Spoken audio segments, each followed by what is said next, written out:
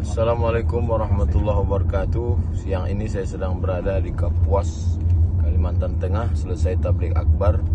Baru saja dapat berita bahwa ulama kita dari Nangro Aceh Darussalam, Tusop, sudah meninggal dunia mendahului kita. Mudah-mudahan Allah menempatkan beliau di surga Jannatul Firdaus bersama Rasulullah SAW, karena saya meyakini beliau adalah salah satu dari al-ulama warasatul anbiya.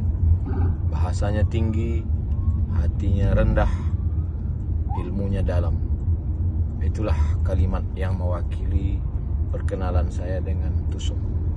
Allahumma ghfirlahu warhamhu wa'afihi wa'afu anhu. Mudah-mudahan jamaah semua tetap menjaga ukhuwah, keluarga yang ditinggalkan diberikan kesabaran dan kekuatan, dan para santri menuntut ilmu, akhlak ke beliau terus